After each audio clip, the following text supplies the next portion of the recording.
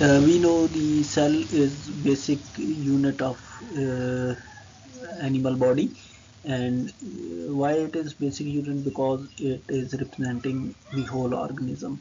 It can perform all the function performed by the organism. It is protecting itself, supporting itself, it is performing movements, locomotion, performing communication with other cells, and it has metabolic processes, the production of energy, and it also inherit material from other cells, or give material pass on to next generation.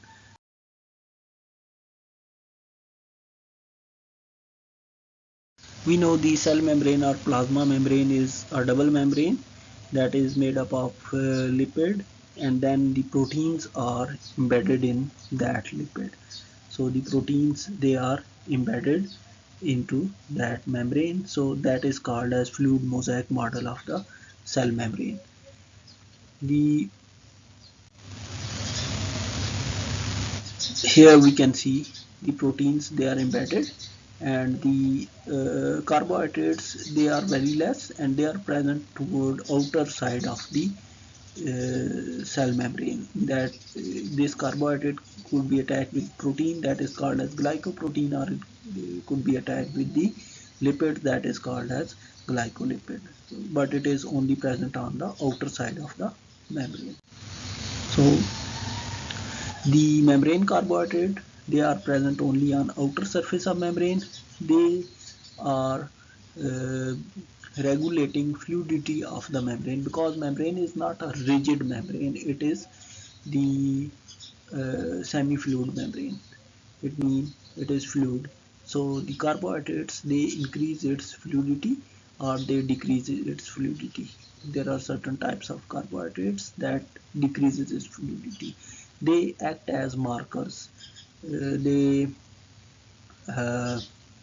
The cells, they recognize each other through these carbohydrates, because they are specific type of structures present on the membrane that vary from cell to cell and tissue to tissue. So the cells, for example, the blood grouping is done on the basis of a carbohydrate present on the surface of the RBCs, the ABO blood grouping. So these carbohydrates, they may act as marker. They are only present on the outer surface of membrane. Then the membrane proteins, they are three types of membrane protein on the basis of their location. There are membrane that are there are protein that are present toward inner side of the membrane, toward cytoplasm. These protein, they are called as, they work as enzymes. They are catalyzing various chemical reactions. And then there are extrinsic protein that are present on the outer side of the membrane. These protein, they are again catalyzing some reaction, so they may be called as enzymes, or they may act as markers. The cells, they recognize each other through these membrane proteins. And then there could be membrane protein that are passing through spanning protein, that are passing from one side of the membrane to other, from outer to inner. These membrane protein, they may act as channels, they may act as pumps, they may act as transporters. So we start with channels. So we know the proteins, they have primary structure, that is the linear arrangement of amino acid. Then there is a secondary structure when a linear chain is bent on itself, and then there is a tertiary structure when a single chain gets three-dimensional arrangement. And when there are more than one chain come into contact with each other, that structure is called as quaternary structure. In case of channels, there are different um, uh, there are chains that come in contact, and they make a channel-like structure, a tube-like structure. This tube-like structure is called channel, and it is spanning protein, spanning from one side of the membrane to another side of the membrane. Channel being a passageway. So the channels are passing material. If we see them, The channels, they could be open channels, they could be closed or gated channels. There are mainly two types of channels. So we see the channels, they are open channel or they are closed channels.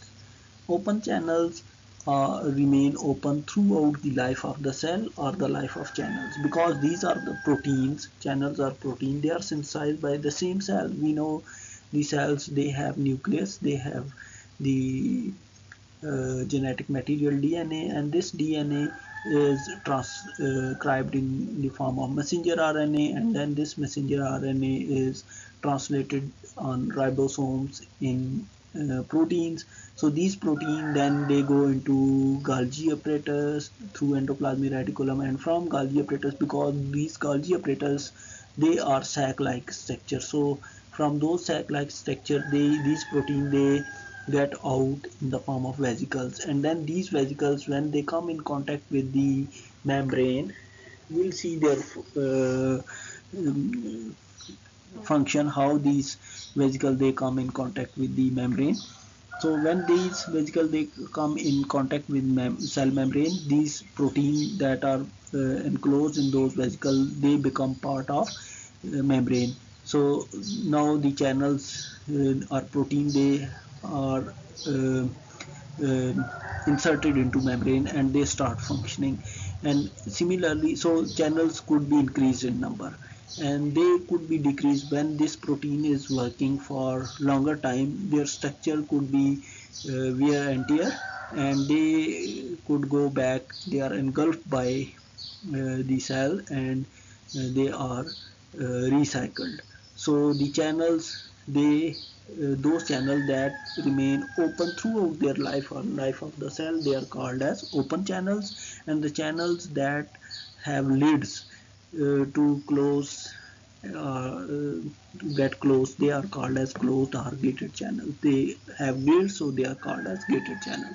So when we see open channel, when we see a channel is conducting substances along concentration gradient, mean from higher concentration to lower concentration. For example, if sodium is usually higher outside of the cell, then it is being conducted passively into cell, mean they are along concentration gradient. They are not using energy because they are conducting along concentration gradient from higher concentration to lower concentration, so they don't need energy to pass material.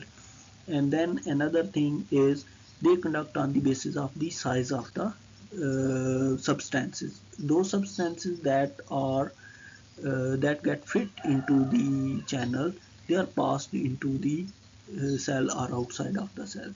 Those substances that cannot get fit, they are uh, rejected, they cannot pass through these channels. Another thing, another criteria of the channels to pass substances is the charges on those substances. For example, the channels, they are made up of proteins, so these proteins, they have side chains. We know they have charge side chains, the amino acids. So these amino acids, if they are positive, their charges are reflected toward the tube of the channel or tunnel of the channel or lumen of the channel. For example, if these protein, they are having positive charges toward lumen of the uh, channel, then only negative charges they can pass through. The positive charges, they will be pushed away, because the same or alike charges, they push each other, and the opposite charges, they attract each other. Similarly, if the side chains of amino acids of channels have negative charges, they are reflected toward the lumen of the channel, then only positive charges can pass through, negative charges would be pushed away. So the criteria of passage of substances from channels are: the first one is the concentration gradient. They conduct along concentration gradient. They conduct the charge, the substances that get fit into those channels, and then they conduct the specific charge particles. So the channels, if they are open, they would conduct substances all the time, but only those fulfill these criteria. But closed channels, they conduct when substances when they are open, so they need some stimuli to get open. These stimuli are the forces that are in the form of chemicals. They could be in the form of mechanical, they could be voltage. If they are chemical, then they are also called as chemical gated channels. If the stimulus that is needed for the opening of a channel is chemical, then these channels, they are called as chemical gated channels, or they are called as ligand gated channels. Ligand is a chemical that get attached to a protein.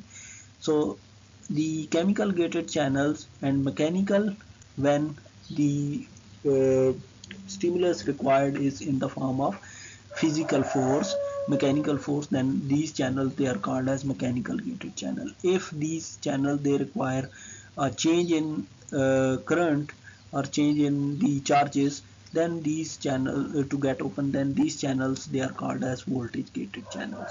If we see chemical gated channels or ligand gated channels, they are they could be divided into two, into inotropic, into metabotropic.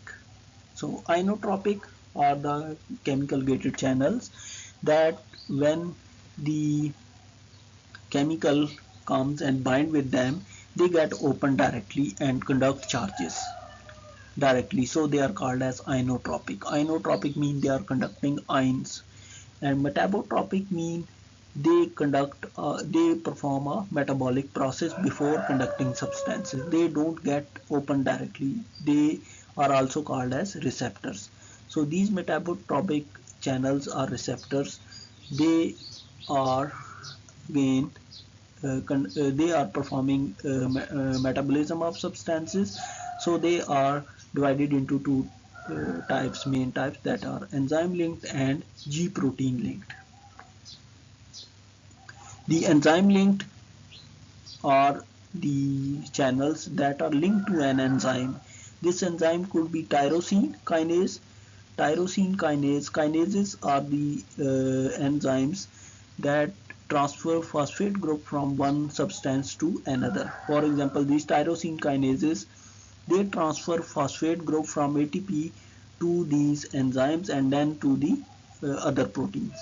And then there are guanylate cyclase linked channels, the metabotropic channels.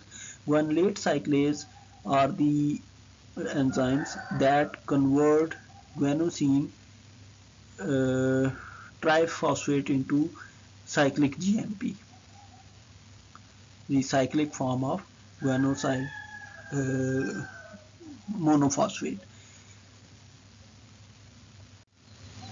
G protein linked metabotropic receptor are linked to a G protein. G protein is made up of a protein, specific type of protein that is made up of three domains: alpha, beta, and gamma. And then this alpha domain, it is also linked with other enzymes like adenylate cyclase and phospholipase. Adenylate cyclase is an enzyme that convert ATP into cyclic form, that is cyclic AMP, that is performing various other functions. And then the G protein linked receptors, they could be attached to another enzyme, that is phospholipase. That is phospholipase convert or digest the phospholipids. That we know the phospholipids are present in cell membrane. So these metabotropic receptors, they are also called as the coupled receptor. Enzyme linked or enzyme coupled receptor, G protein linked or G protein coupled receptor. They are activating other enzymes, and these enzymes then perform function. We see them later in detail. Here we see the open channels. They remain open always. They select substances on the basis of their charge, on the basis of size and concentration gradient. The closed channels, they need stimuli for opening. For example, mechanical gated channel, they need mechanical stimulus, that is pressure, touch, stretch. These are mechanical stimuli. So these channels get open when there is pressure, touch, or stretch. For example, the channels that are present in the ears for conduction of sound, these channels, they are mechanical gated channel. And the voltage gated channel, they need change in potential, that is change in ion concentration. So these are called as voltage gated. And chemical gated channel, a chemical substance is required for the opening of these channels. And these channels, they are present, for example, on tongue. We taste the chemicals when the chemical gated channel get opened by those chemicals. Like smell, we have smell because of the molecules that are evaporating from the food and going into the nasal cavity and getting attached to the chemical gated channel to open them. These channels, they would be inotropic, as we saw previously, that get directly open, or they are metabotropic, that do not directly open but activate certain metabolic processes. We see here, then here in inotropic channels, when chemical ligand, for example here acetylcholine is a chemical, it is the messenger, the neurotransmitter, it is coming and getting attached to this inotropic channel. It is a chemical gated channel, so chemical is getting bind with it, and these receptors, they are opening for the conduction of sodium. So this channel is called as inotropic because chemical got attached and it opened directly. In case of metabotropic, for example here it is a G protein linked metabotropic channel. G protein is made up of an alpha unit, beta unit, and gamma. It is alpha, beta, and gamma unit. The alpha unit is having activity of GTPase, mean it can convert GTP into GDP. So we know the GTP is guanosine triphosphate and GDP is guanosine diphosphate. So when a ligand or chemical comes and it binds with this metabotropic receptor, here is this protein, it is attached to G protein. So G protein get activates, and then this alpha subunit, it converts GTP into GDP, and it get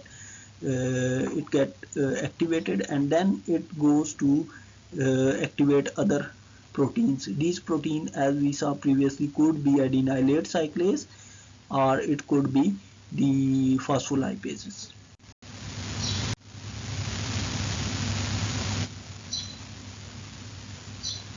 So we saw the metabotropic channels, they could be enzyme linked, or they could be G protein coupled. If they are enzyme linked, they are tyrosine kinase linked, or they are guanylate cyclase.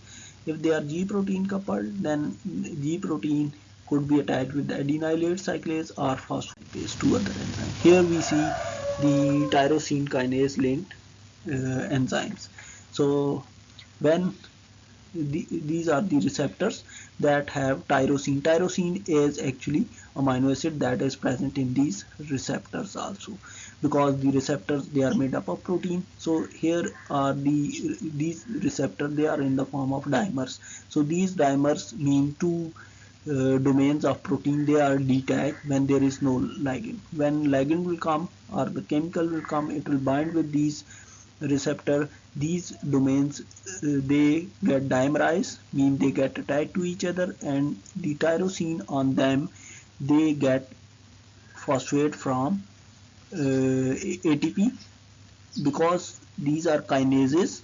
Kinases transfer phosphate group from one substance to another substance. For example, here they are transferring phosphate group from ATP to other proteins, that is the, we saw previously that they are activating certain other channels or other enzymes for the cellular response or cellular activity.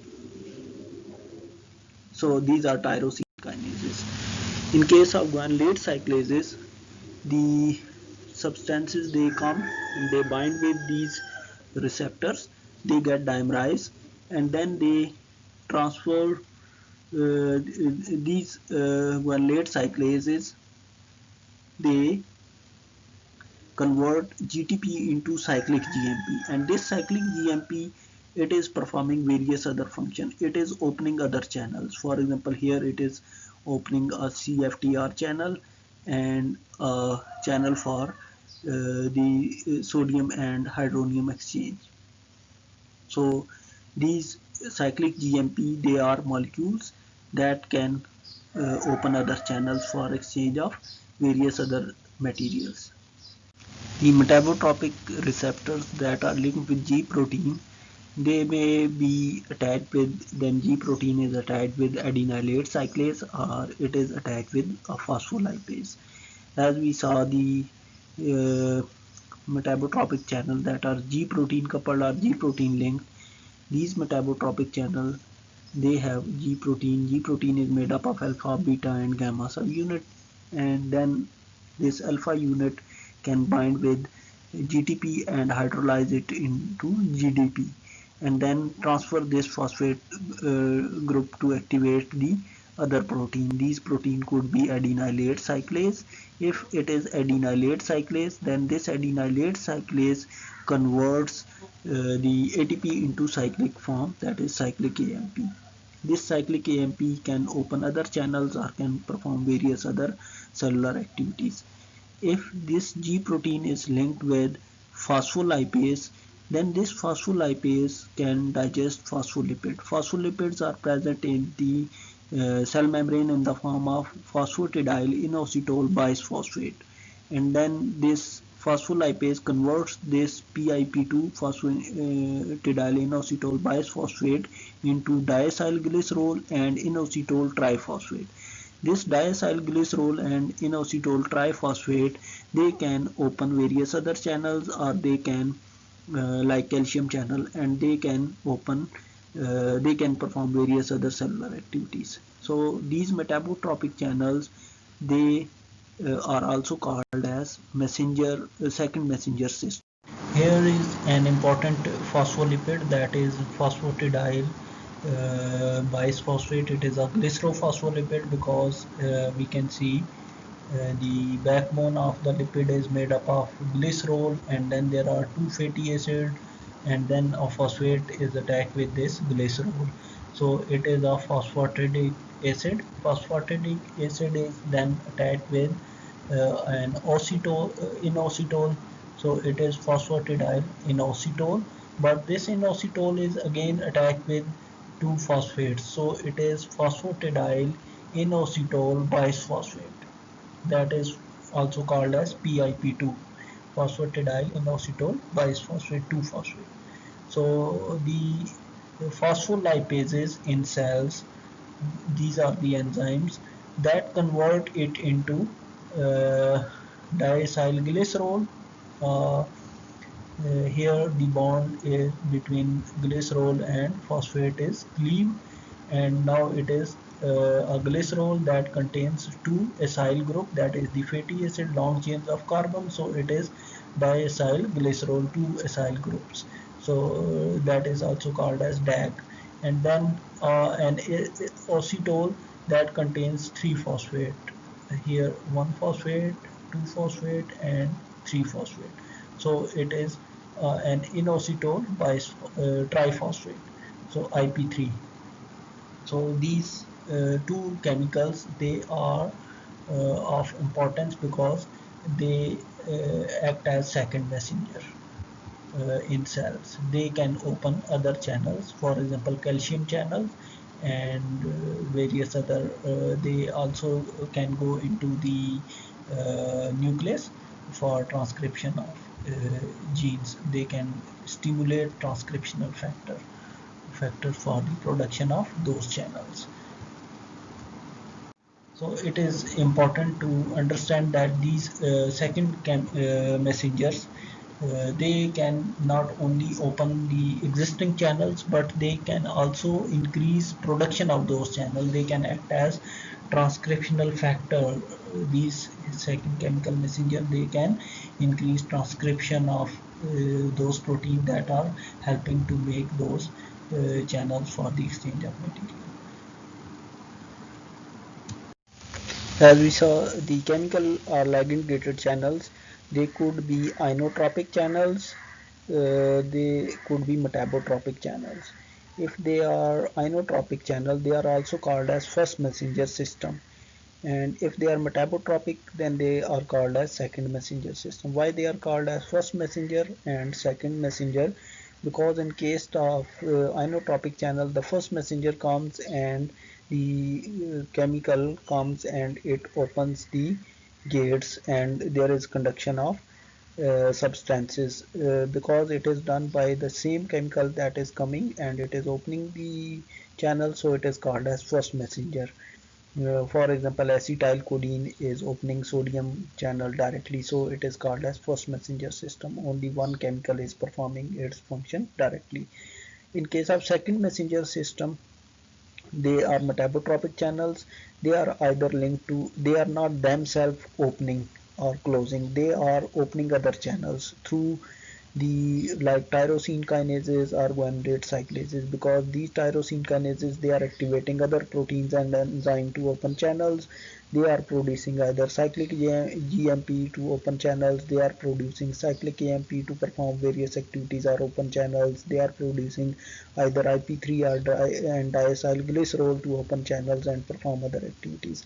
The chemical that is coming from outside is not directly going into the is not going to open the channel, but it is producing certain other chemicals that are protein, enzyme, cyclic GMP, cyclic AMP, IP3, and diacylglycerol that are actually performing function. So these chemicals, they are called as second messenger, and this system is called as second messenger system. Why it is called as second messenger system? Because the chemical that is coming on the channel is not directly opening this channel, it is producing other chemicals for the activity, for the production of activity inside the cell, for the opening channel and other activities. Then we have another type of spanning protein that are going from outer side of the membrane into toward inner side of membrane. These protein, they are called as pumps. They are different than channels because they conduct against concentration gradient, because they are conducting against concentration gradient from lower concentration to higher concentration, so they need energy to conduct. And then another thing is that the channels, they are not, most of the channel, they are not changing their shape while conducting substances. They change the channels, if they are closed channel, they change their shape before conducting substances, but the pumps, they change their conformation while conducting substances. Here we can see here is a sodium potassium channel that is present on the membrane in case of epithelial cells and the neurons. These channels, they conduct sodium and potassium in opposite direction. So the sodium is usually more outside of the cell and potassium is more inside of the cell. So these channels, they are even then conducting sodium outside of the cell against its concentration gradient, and conducting potassium into the cell against its concentration gradient by using energy. They are using energy in the form of ATP. So these pumps, they have a domain for conduction of substances and then a domain for the hydrolysis of ATP. They have ATPase activity. They use ATP to conduct the substances against concentration gradient.